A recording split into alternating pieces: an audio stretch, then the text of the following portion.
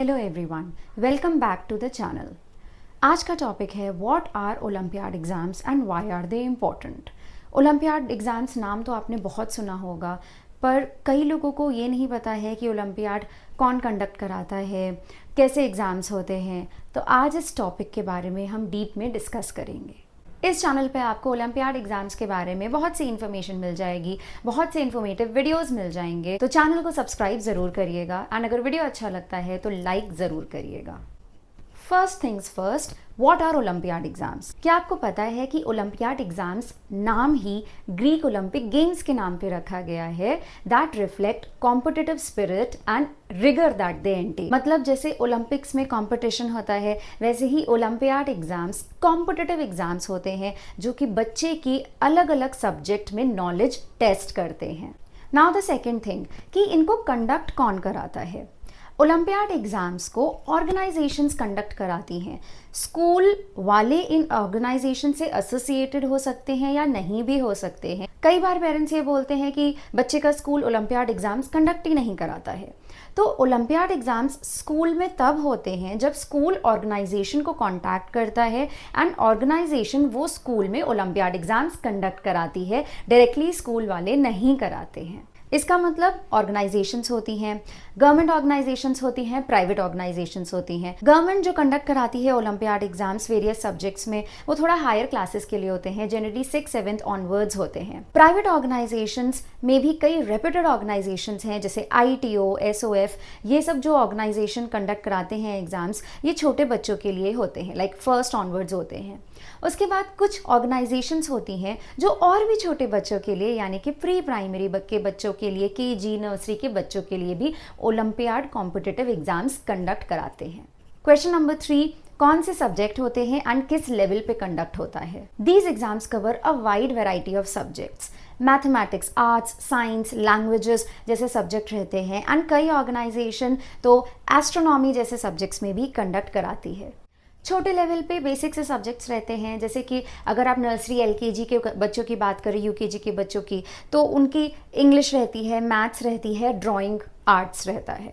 और बड़े बच्चों की बात करें तो जैसे फर्स्ट ऑनवर्ड्स तो इंग्लिश, लैंग्वेज, हिंदी में रहता है, आर्ट्स, ड्राइंग, मैथ्स, EVS यानी कि जनरल नॉलेज वगैरह रहता है। कंप्यूटर साइंस सब्जेक्ट में भी कई ऑर्गेनाइजेशंस छोटे लेवल पे कंडक्ट कराते हैं, बट जनरली जब और बड़े लेवल की बात करें, like 5th class, 6th class onwards, तो सब्जेक्ट्स और बढ़ते चले जाते हैं। क्वेश्चन नंबर 4 जो जनरली बच्चों या पेरेंट्स के दिमाग में रहता है कि फॉर्मेट और क्वेश्चंस कैसे रहते हैं पेपर के। Talking about the format, generally olympiad exams में मल्टीपल चॉइस क्वेश्चंस आते हैं।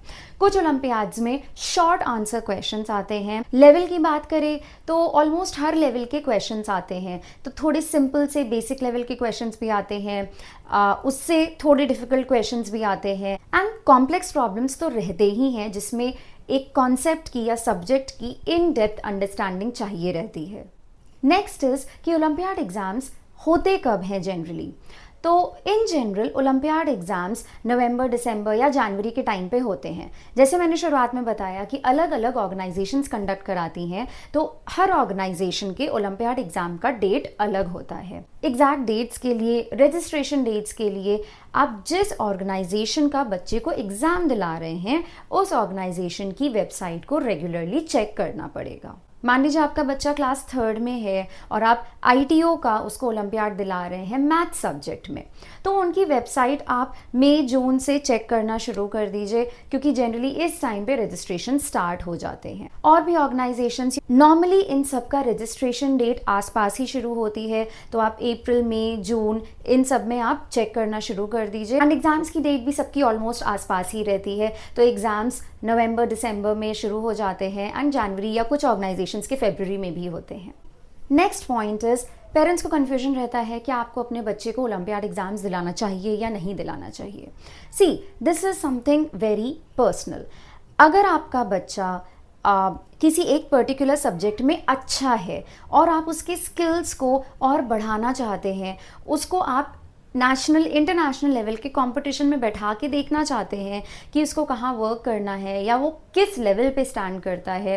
एंड सबसे बड़ी बात, अगर बच्चा विलिंग है देने के लिए, प्रिपेयर करने के लिए, तो उसको ओलंपियाड एग्ज़ाम्स ज़रूर दिलाइए।